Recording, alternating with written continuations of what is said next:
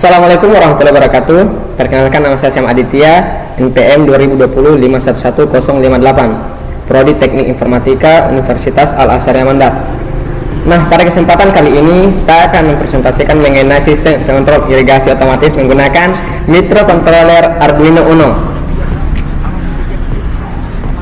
Nah, di sini ada 3 pokok permasalahan yang akan saya bahas. Yang pertama yaitu pengontrol irigasi, microcontroller, dan Arduino. Langsung saja pokok pembahasan pertama yaitu apa itu pengontrol irigasi. Pengontrol irigasi adalah perangkat elektronik yang dapat berupa digital atau analog, juga hybrid, dan yang mengotomatiskan seluruh proses irigasi, memungkinkan kami untuk memprogram siklus dengan jadwal, durasi, dan frekuensi yang sesuai sepenuhnya. Bergantung pada tanah yang kita inginkan irigasi, kita harus memilih model tertentu. Ini sangat penting untuk memanfaatkan semua keuntungan dari programmer irigasi dan keamanan untuk tanaman kita. Adapun model yang sangat sederhana untuk tanaman kecil yang lebih lengkap lainnya yang disebut program irigasi multizona untuk petak dan perkebunan yang ukurannya sangat lebih luas. Terus yang kedua, microcontroller.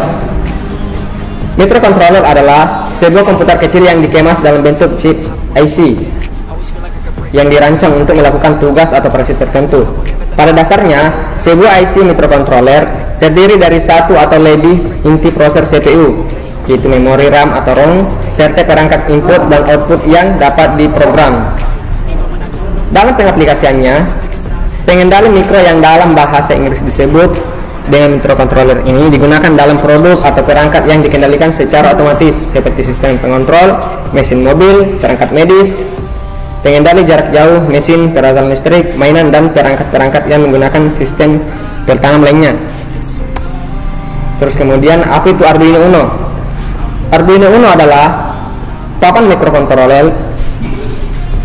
microcontroller open source berbasis microcontroller microchip AT Omega 328 pixel dan dikembangkan oleh Arduino CC dan awalnya dirilis pada tahun 2010. Papan ini dilengkapi dengan setting input, output, digital, dan analog yang dapat dihubungkan ke berbagai papan ekspansi dan sirkuit lainnya. Adapun rangkaiannya atau flowchart yaitu, langkah yang pertama yang kita lakukan adalah yaitu pada tahap ini melakukan observasi atau pengamatan untuk memahami konsep sistem kontrol ini. Terus kemudian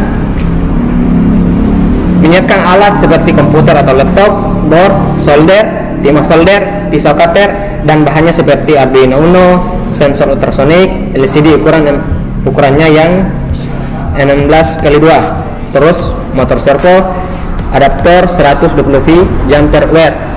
Setelah alat dan bahan kita siapkan, kita masuk pada tahap desain atau perancangan alat yang akan kita buat kali ini. Lalu setelah itu kita implementasikan desain yang telah kita hasilkan di tahap sebelumnya dengan melakukan penggabungan komponen menjadi satu rangkaian mekanika. Kemudian kita masuk tahap pengujian alat.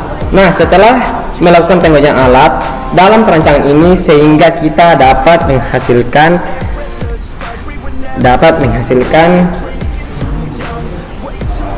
hasil yang kita inginkan. Nah, seperti itu maksudnya. Adapun kesimpulan yang bisa saya ambil setelah membaca jurnal ini, di sini hanya perlu beberapa sedikit penambahan seperti sensor di beberapa titik pintu irigasi percabangan agar sistem dapat bekerja lebih sempurna dan lebih mendetail lagi. Nah, mungkin itu yang dapat saya jelaskan pada kesempatan kali ini. Kurang dan lebihnya mohon dimaafkan. Saya akhiri. Assalamualaikum warahmatullahi wabarakatuh.